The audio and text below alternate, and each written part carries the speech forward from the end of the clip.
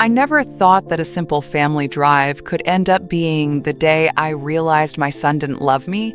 He only loved what I could give him. The moment I heard the engine roar away, I felt a cold gust run through my spine. I sat on that dusty porch of an abandoned farm, splinters biting into my palms as I gripped the edge of the bench. I watched the back of my own car grow smaller, carrying away my wallet, my keys, and every illusion I'd been clinging to for years. I should have seen it coming. But the part that really burned me wasn't that he stole from me. No. It was how easily he looked me in the eye and said, "Now all the inheritance is mine. You can just stay here and rest for a while," before driving off without a second thought. I felt a strange, calm wash over me, the kind that comes right after you've been punched in the gut, that hollow silence before the pain really sets in. I clenched my fists so hard my nails dug crescents into my palms. He thinks I'm helpless, I thought. He has no idea who raised him. Funny thing about betrayal. It doesn't always scream. Sometimes it comes in whispers, the little hesitations in his voice, the oversweet smiles, the sudden offers to help me manage my affairs. Looking back, every sign had been right there, lighting up like neon. But I had chosen to see my baby boy, not the man standing before me now. My eyes scanned the field stretching endlessly around me, nothing but overgrown weeds and the creaking of an old barn door swaying in the wind. No neighbors, no passing cars, no curious eyes to watch me unravel. But I wouldn't give him that satisfaction. I took a deep breath and stood up, my knees protesting under my weight, but my resolve firmer than it had been in years. Every joint ached, every step felt like moving through mud. But each movement pushed a new surge of fire through my veins. I didn't shout. I didn't weep. I didn't call out for him to come back. Instead, I whispered to the wind, "Thank you for showing me the truth." He thought he had won. He thought he had stripped me of everything: money, security, dignity. But what he failed to understand is that the real inheritance he should have worried about wasn't the bank accounts or the land. It was the strength in my bones, the lessons I carried from a hard, honest life. As the sun dipped lower, staining the sky a deep bruised purple, I let the last illusion of him as my protector die right there on that porch. I wasn't going to beg him to return my keys. I wasn't going to wait for someone to save me. Because love without respect isn't love at all. And in that moment, sitting alone on an abandoned farm porch, I finally realized being alone is far better than being used. I remember humming to myself in the kitchen, the scent of chamomile and mint drifting up from my herbal tea. The sun was still stretching over the town, painting golden squares across my old wooden floor. I'd always loved mornings like that, quiet, simple, untouched by the world's sharp edges. I stood at the counter, slicing fresh ginger, my hands moving out of habit. Behind me, my son shuffled around, pretending to help me pack a few things into a canvas bag. He kept telling me I needed fresh air, that a little trip away from everything would do me good.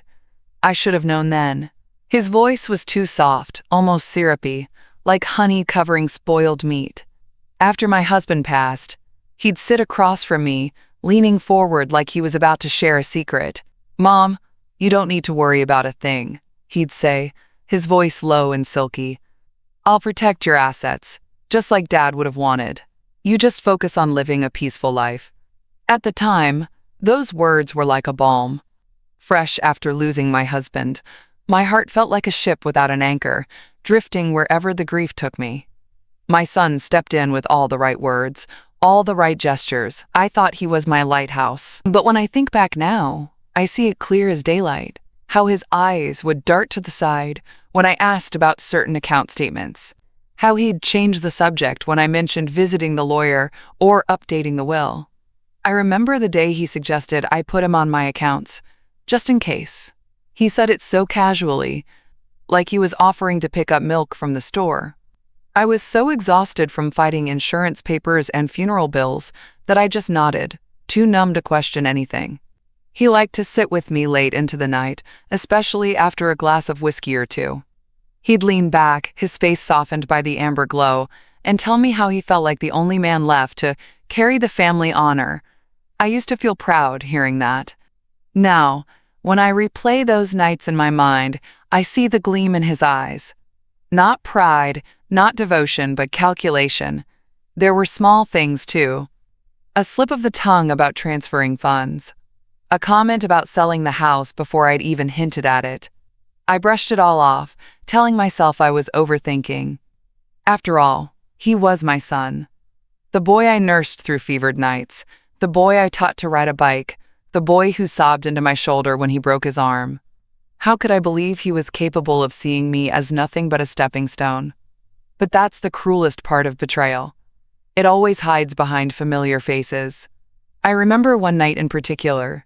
He looked at me over his glass and said, "You know, Mom, I'm the only one you can trust now. Everyone else just wants a piece of your money." I thought he was protecting me. Now I see he was isolating me. I see it all so clearly now. The sweet words were traps. The reassurances were chains. Every "Mom, I got you" was another thread in the web he was spinning around me. I used to fall asleep with a fragile sense of safety, thinking my son was my last fortress. Now I know he was the thief sneaking through my gates in the dead of night. And sitting here on this cold porch, every echo of his promises feels like a slap across the face. He doesn't realize yet that the quietest woman he underestimated is the one who taught him to fight, to survive, to read storms before they break. And I will not go down quietly. When he first suggested the surprise trip, I almost laughed.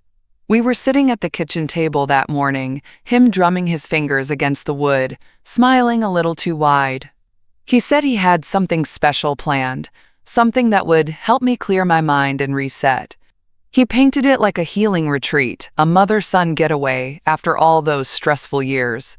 He even joked that I deserved a spa day, a picnic, anything but that dusty kitchen. I looked at him, into those eyes I once trusted without question. My heart wanted to believe him, to grab onto that old image of a loyal son, but my gut told me otherwise. A heavy, gnawing feeling that coiled around my ribs and squeezed every time he flashed that forced smile. I agreed anyway.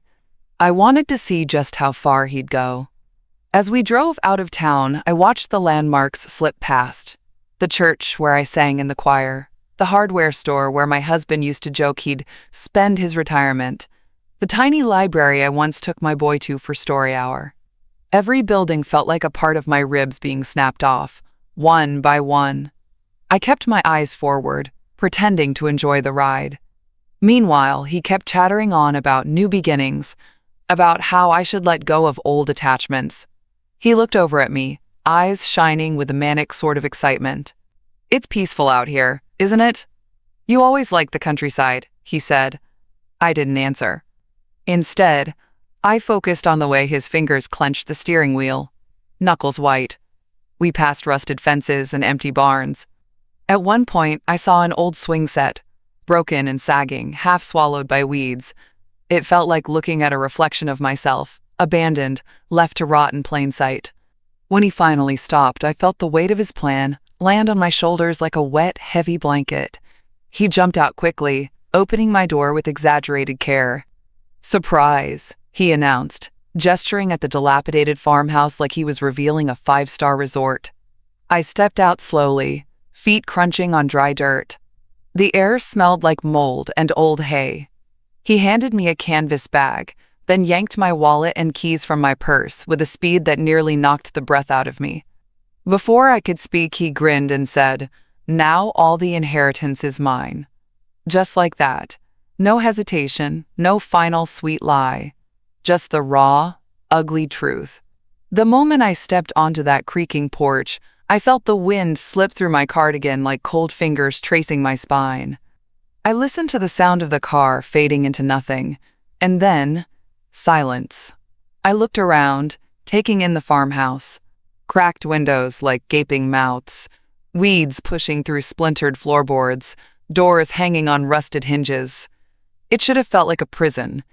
Instead, it felt like a test. I held the canvas bag tighter and stepped inside. The smell hit me first. Mildew, old wood, and the faint staleness of canned food long forgotten.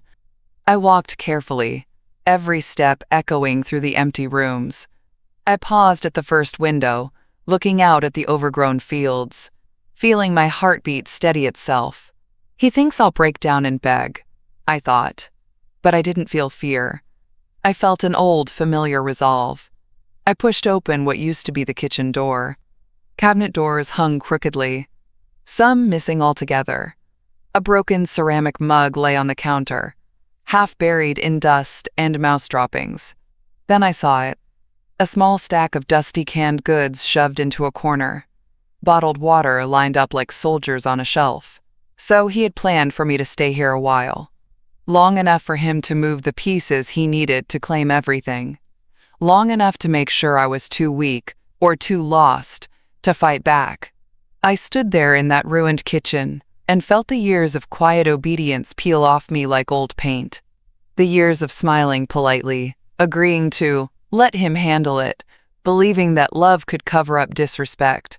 I opened a can with a rusted opener I found under the sink. It was beans. Tasteless, heavy, and exactly what I needed. I sat at a broken table, chewing each bite slowly. I thought about the days when I would make fresh bread in my old kitchen, the smell filling the house and drawing him down the stairs as a boy. Those days felt like a different life, like they belonged to another woman. When I finished eating, I wiped my hands on my skirt and stood up, moving room to room. In what must have been the old bedroom, I found a moth-eaten blanket. In the cellar, there were more cans, a box of matches, and a rusty old lantern. I paused and ran my fingers along the cool, damp stone walls, feeling each small scratch and groove. It was like reading a book in a language only I understood, one that spoke of survival, patience, and quiet strength. I didn't curse his name. I didn't scream into the empty fields. I simply took stock. He wanted me to be helpless. Instead, I was already making a list in my mind. What I had, what I needed, what I would do next. He thought he was leaving me here to rot, but what he really did was give me the solitude I needed to remember exactly who I am. As the sun dipped low and the farmhouse filled with long, slanting shadows, I looked out through the broken windows and felt a strange peace. That night, I didn't sleep much. I thought of my father, a wiry, sunburnt man with a voice rough as gravel, but hands gentle enough to braid my hair before school. We didn't have much growing up. Some years, dinner was potatoes and whatever wild greens we could pick from the roadside. But my father never let poverty break him. He taught me how to patch torn clothes, find clean water when the well ran dry, and set traps for rabbits when the snow came early. When my husband passed, those lessons came roaring back, echoing in every corner of my empty house. Back then, I didn't have time to indulge in grief. Bills stacked up like tombstones. I worked in the garden until my fingers bled, sold jars of jam at the farmer's market just to make it through each winter. I used to think that once my son grew up, I could finally rest, that he would carry the weight, honor the sacrifices. But sitting here now, feeling the cold floor seep into my bones, I realized something sharp and painful. I had raised a man who valued comfort over character, who saw me as a means to an end. A different kind of loss than death, but somehow it felt even heavier. Yet as the hours passed, that heaviness began to change shape. It turned into something solid, something hot. A silent promise I made to myself under that ragged blanket. I would not be buried by his betrayal. At dawn, I stood and stretched, my joints complaining but moving all the same. I looked at my reflection in a cracked piece of mirror leaning against the wall. My face was gaunt, eyes shadowed and lined. But under all that, I saw my father's spirit staring back at me. "You're stronger than any betrayal," I whispered to my reflection, my breath fogging up the glass. I moved outside, stepping into the morning chill. Dew clung to the wild grass, sparkling like tiny shields under the weak sun. I bent down and ran my fingers through the damp soil, feeling for firmness, the same way I used to check if the ground was ready for planting. I felt steady for the first time in years. My mind began to organize itself like my old pantry shelves. What can I use? Who might help? How do I get back? I thought of my late husband's voice, the way he'd stand at the edge of our small garden and say, Nothing grows without patience, and nothing survives without a little fight. There, in the soft light of morning, I let the anger fade. What took its place wasn't forgiveness. It was clarity. I stood up fully, feeling my spine straighten. The ground beneath me felt like an old friend holding me up. This wasn't just about money anymore. This was about reclaiming every piece of me he thought he could strip away. And if he thought he could erase me with an old farmhouse and a few cans of beans, he was about to learn exactly who raised him. The next morning, I stepped outside just as the sun rose, its pale light seeping across the fields like spilled milk. The wind had softened overnight, carrying the smell of wildflowers and damp earth instead of rot. The farm felt endless, a vast sea of green and brown, with no sign of a road or another human soul. But as I moved toward the old fence line, something caught my eye. A faint shimmer of metal, the kind only seen when sunlight hits a tractor at just the right angle. I squinted and felt my heart jolt. There, hunched over a rusted red tractor, was a figure. He moved slowly, pausing every few seconds to adjust something under the hood. I didn't hesitate. My father always told me, if you wait for the perfect moment, you'll be waiting your whole life. I raised my hand and called out, my voice rough from days of silence. "Hello, over here." At first, he didn't hear me. I shouted again, louder this time, each syllable tearing through the morning air. Finally, he looked up, wiping his forehead with a rag, confusion furrowing his brow. I started toward him, each step heavy but certain. When I reached the fence, I grabbed the wooden post and leaned in, my breath ragged. "Ma'am, are you all right?" he asked, his voice wary but kind. I nodded, even though my legs felt like they might collapse. "I need your help," I said. "Please, I don't have a phone or keys. My son, he left me here." The words felt foreign as they left my mouth, like I was reciting a story that had happened to someone else. His eyes softened, and he stepped closer. "Well now, don't you worry," he said, reaching into his back pocket and pulling out an old flip phone. "You use this, call whoever you need." My hands trembled as I took the phone, the plastic warm from his pocket. I stood there for a moment, staring at the faded buttons, my reflection small and blurred in the screen. I dialed the only number that felt safe, Helen's. My best friend since grade school, the one who knew every scar on my heart and every stubborn corner of my soul. She picked up on the first ring. "Martha, where in God's name are you? I've been worried sick." Her voice cracked through me like a hammer hitting glass. I squeezed the phone tight, trying to keep my voice steady. "Helen, he took everything, left me on an abandoned farm. I don't know exactly where I am, but I can see an old red tractor and a broken barn nearby." I heard her gasp, then the rapid clicking of keys. "Tell me everything. Right now." I turned slightly, glancing at the farmer, who was quietly pretending not to listen, but stayed close enough to catch me if I fell. I described the landscape as best I could, the weeds, the broken swing set, the old fence posts. Helen promised to call my lawyer and send help immediately. When I handed the phone back to the farmer, I felt something shift deep in my chest, a tiny crack of light breaking through the darkness. He looked at me, eyes filled with gentle resolve. "You can't stay out here, ma'am. I can draw you a map to the nearest bus stop if you feel strong enough to walk. Or I can drive you part way." I shook my head, lifting my chin. "I can walk. I need to stand on my own feet right now." He nodded, respecting my choice without another word. As I tucked the rough map into my pocket, I turned toward the horizon, my knees shaky but my spirit roaring louder than ever. My son thought he had written my ending. But today, I started writing my own escape. The map felt heavy in my pocket, like a talisman. Each line and scribbled landmark was a small promise that I wasn't stuck anymore. I thanked the farmer again, his eyes soft but full of that quiet respect I hadn't felt from a man in years. As I turned away from the broken fence, I heard Helen's voice echoing in my ear from our call. "Stay alive, Martha. Just keep moving. I'm coming for you. I repeated those words to myself as I started down the dirt path. Each step felt like it carried a lifetime of weight. All the years I had spent waiting, shrinking, believing someone else's version of my worth. The sun rose higher, burning into my shoulders, but I kept going. With every footfall, I felt my spine straighten a little more. I passed twisted trees in dry fields, the land humming quietly under the summer heat. I thought about the first time I taught my son to walk. How he stumbled, looked back at me for reassurance. Back then, I would have caught him every time he fell. Now it was me walking away from him, and for the first time in years, I didn't look back. After what felt like an eternity, I reached the bus stop, a lonely wooden bench with peeling paint and a faded timetable nailed to the post.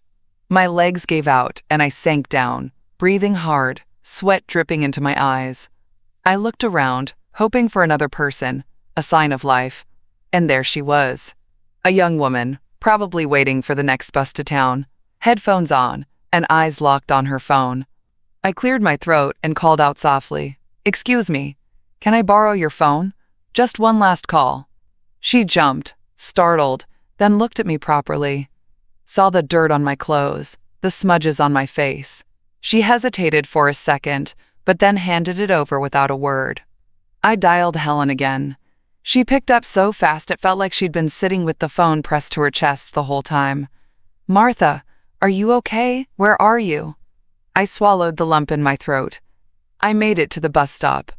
I'm safe for now. Please tell the lawyer. Tell him to move fast." Helen's voice trembled. "I've already called him. He's preparing documents to freeze your son's access to your accounts. I also spoke to the sheriff's office. They're on standby if you want to press charges." I felt something deep inside me snap back into place, like a bone finally set after years of being broken. "Helen," I said slowly, my voice low and firm, "we're not just freezing his access. We're taking everything back. Every paper, every signature, every piece of respect he tried to steal." Helen's breath hitched. "That's my girl." For the first time since my husband died, I felt truly seen, not as someone's mother, not as someone's widow, but as a woman standing alone, unbreakable. I handed the phone back to the young woman, who was now watching me with wide, careful eyes. "Thank you," I said simply. She nodded, and in her silent gaze, I saw something I hadn't seen in my son's eyes for years. Basic human decency. I sat there on that cracked bench, back straight despite the ache, my hands resting calmly in my lap. I wasn't waiting for rescue. I was waiting for my chance to strike back. And this time, I wouldn't be quiet about it. The bus stop was so quiet, it felt like the world had paused to watch me breathe. I looked out at the road, each passing gust of wind stirring small whirlwinds of dust. I thought about everything I had lost and what I still had left. I reached into my pocket and touched the farmer's map, its edges already worn from my fingers. A reminder of the first kindness I had received in days, maybe years. I thought of Helen's voice, shaking but fierce. I thought of the lawyer's steady hands as he prepared the papers. And most of all, I thought of my husband's whisper, buried deep in my memory. "Don't let them write your ending." A bus finally creaked up to the stop. The driver barely glanced at me as I stepped on, my shoes leaving a trail of dirt on the metal floor. I dropped into a seat at the back, close to the window, and watched the landscape roll by, fields, small homes, mailboxes leaning at odd angles. Each mile felt like a stitch in a wound, slowly pulling closed. When I stepped off in town, the hot pavement stung through my thin soles. I pulled my shoulders back and started toward the small law office where Helen and the lawyer would be waiting. I passed the florist shop, where I used to buy roses for my husband every anniversary. I passed the diner where my son had taken me for Mother's Day once, years ago, when he still called me Mama, instead of the old woman. I paused in front of the law office door, my hand hovering above the handle. I breathed deep, in and out, and felt every shard of pain settle into something stronger. When I pushed the door open, Helen was already there. Her eyes met mine, wide and glassy, and for a moment she looked like she might collapse into tears. But I shook my head. Not now, I said softly. We don't cry today. She nodded, her lips trembling, and then she stepped forward and wrapped her arms around me. It was a short, hard hug, more of a bracing than an embrace.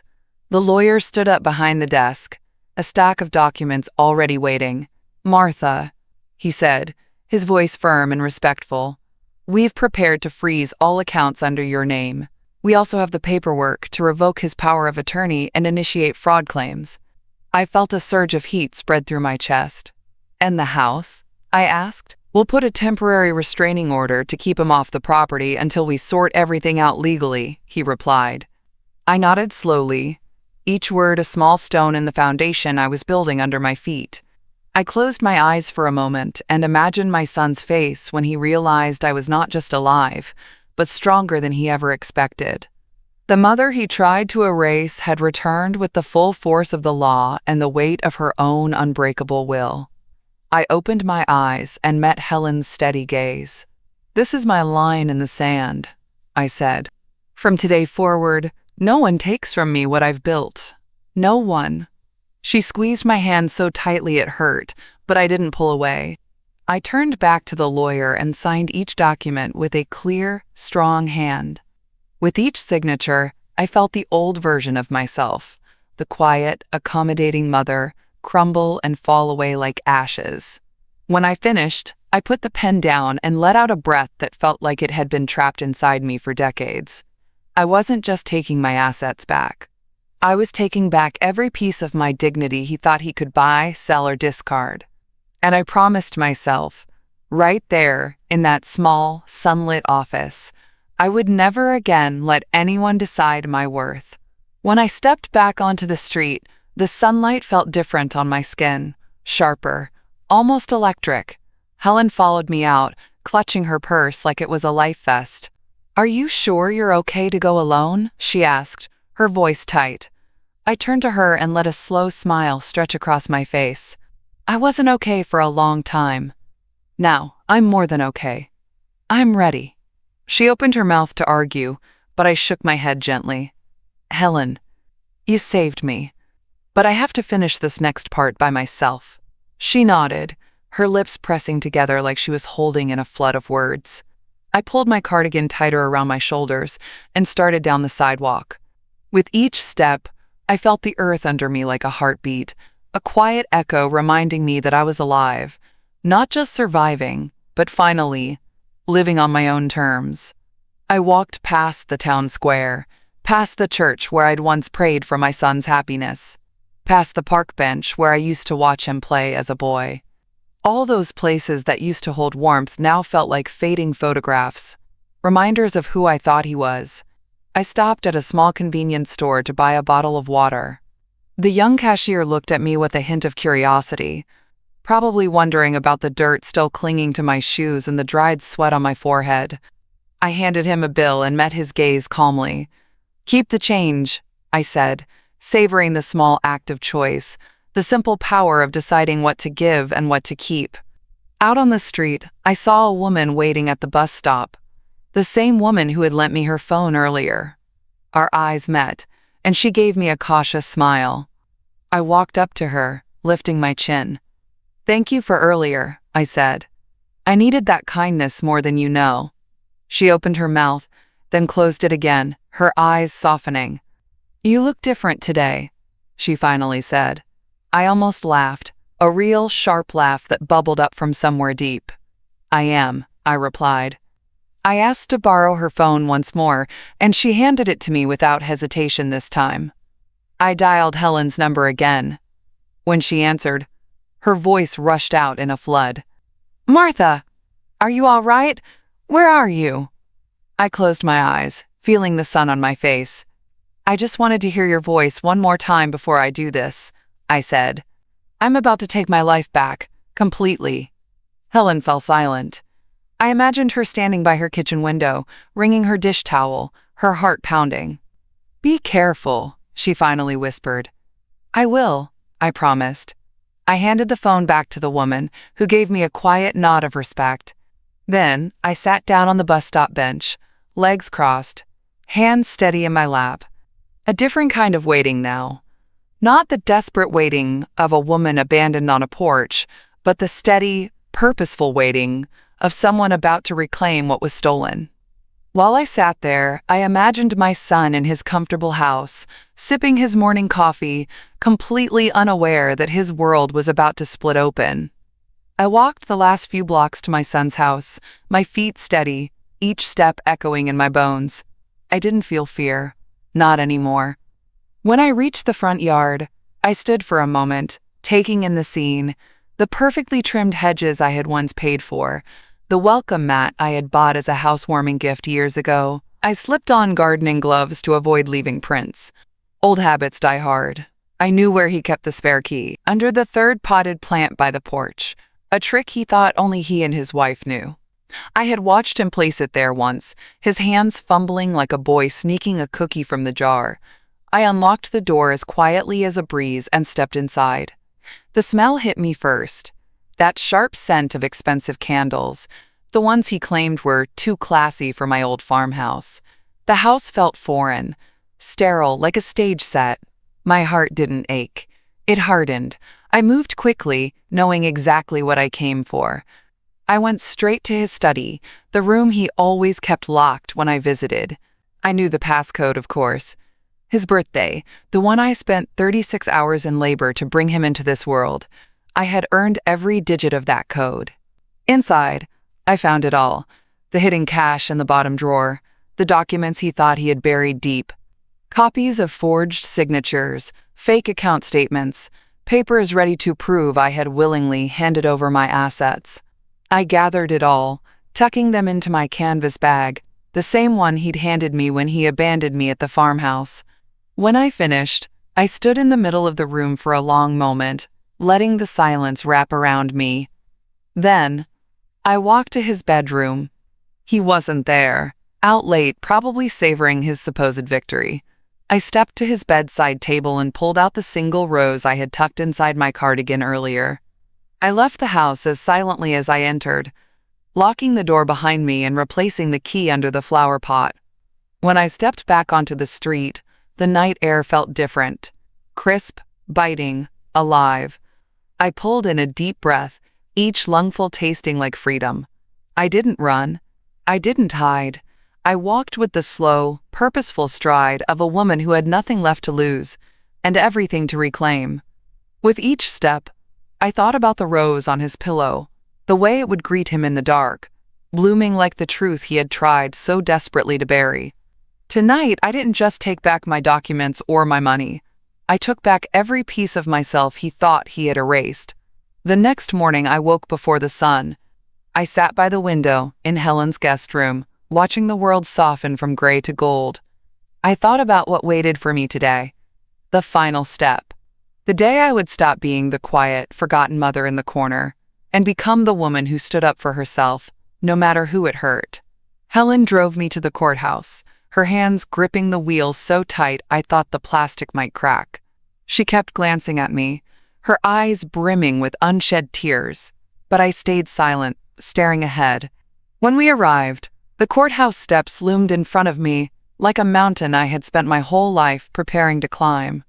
I stepped out, pulling my cardigan around me, and Helen followed, carrying the thick folder of evidence. As we entered, people turned to look, some curious, some indifferent. To them, I was just another aging woman in a cardigan. But today, I carried storms inside me. We didn't wait long. My lawyer met us in the hallway, his face calm but serious. "Are you ready?" he asked. I nodded. I was born ready for this. I just didn't know it until now. We entered the small conference room where the preliminary hearing was to be held. I could feel the tension tighten around my ribs, but I kept my head high. Then, halfway through reviewing the documents with the legal clerk, the door slammed open. He burst in, his face red, hair disheveled like he had run straight from his car. My son. He stopped when he saw me, his eyes wild, darting between my face, the folder in Helen's hands, and the lawyer standing guard beside me. "Mama, what is this? What are you doing?" he stammered. I looked at him, really looked. I saw not the boy I had rocked to sleep or the teenager I defended at every parent-teacher meeting. I saw a grown man who had hollowed himself out with greed until there was nothing left but shadows. "I'm taking back what's mine," I said evenly. "All of it." He took a step forward, voice rising. "You don't understand. This was supposed to be for us. I was protecting you." "Protecting me?" I laughed, sharp and cold. "By leaving me to rot on a broken porch with nothing but a few cans of beans? By forging my name? By lying to everyone we know?" His face contorted. "It's not what you think. Please, just let me explain." But my lawyer held up a hand. "Sir, you need to leave. You've been served with a no-contact order, effective immediately." My son's eyes widened. He lunged forward, his hand outstretched like he might actually try to grab the folder. But security was already moving. 2 guards rushed in, catching him before he could get closer. As they dragged him back, he screamed, loud, echoing through the halls, "You can't do this to me. You owe me. I'm your son. You're ruining everything." I watched him struggle, his voice cracking under the weight of his own desperation. And in that moment, I felt nothing but a cool, final clarity. I turned to Helen and my lawyer.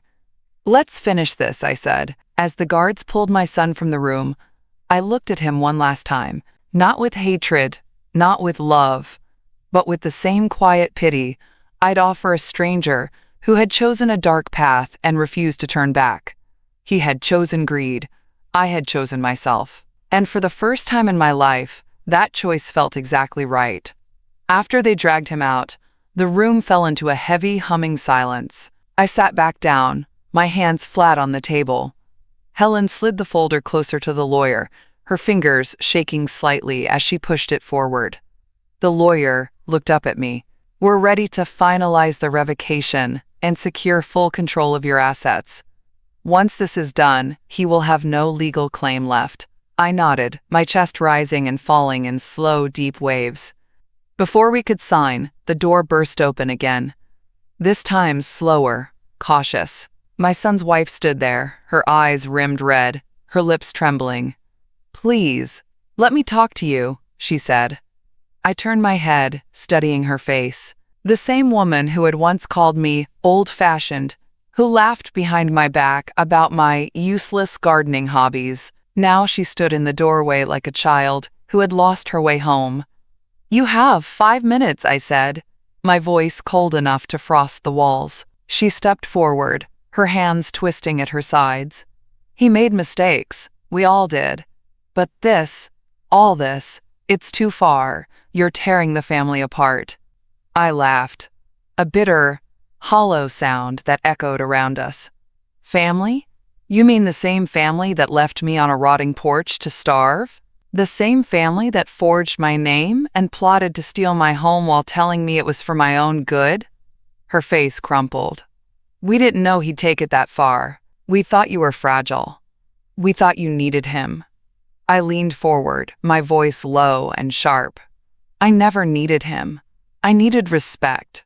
And you all failed to give it to me." She reached out, her fingers hovering over the table like she might grab mine. I pulled my hands back. "You only miss me now that I said no," I whispered. She froze. The words sank into her, twisting her mouth into something between a sob and a snarl. "You think this makes you strong? Ruining your own son's future?" she spat. I straightened my spine, meeting her glare head-on. "I'm not ruining his future. He did that himself.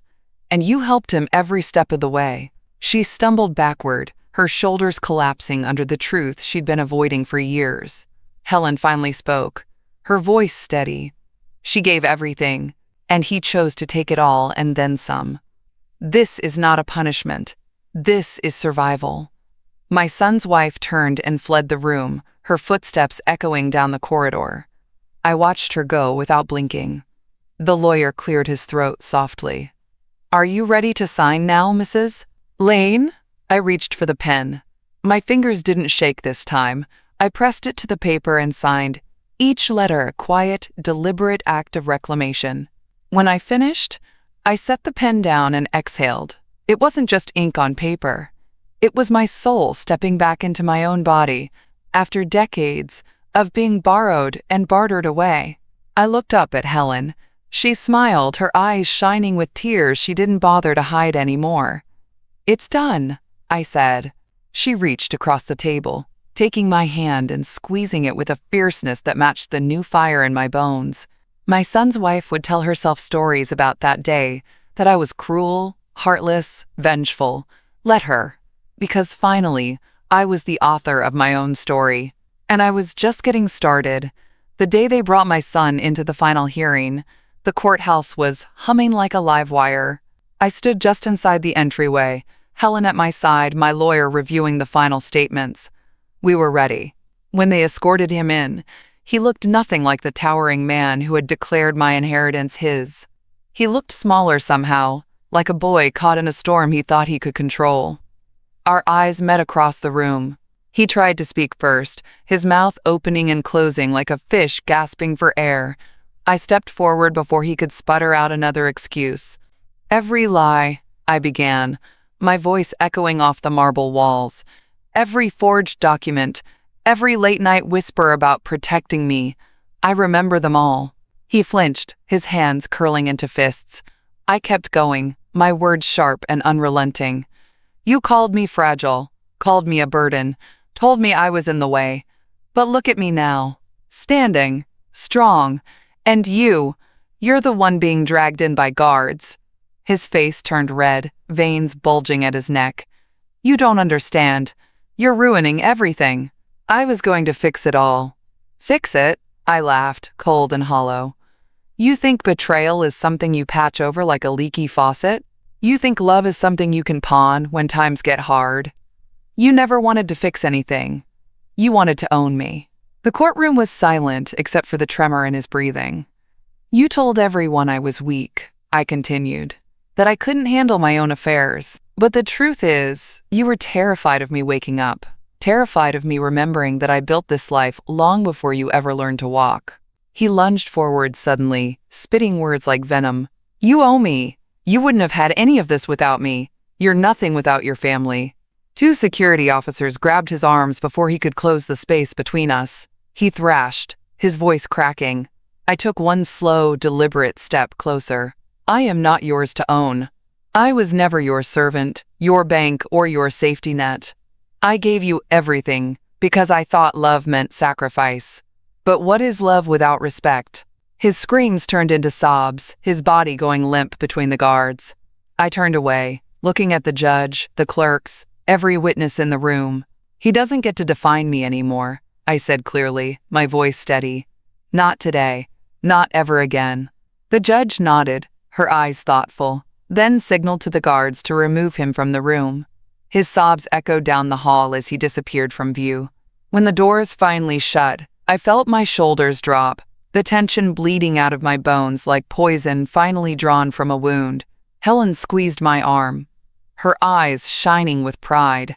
The lawyer handed me the final stamped papers, official proof that every piece of me he tried to take was now undeniably mine again.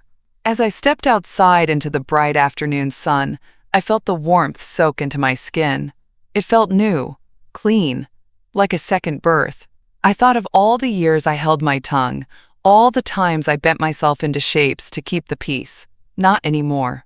From this day forward, I would never again trade my dignity for someone else's comfort. And as the courthouse doors closed behind me, I whispered to the wind, "Quiet doesn't mean weak.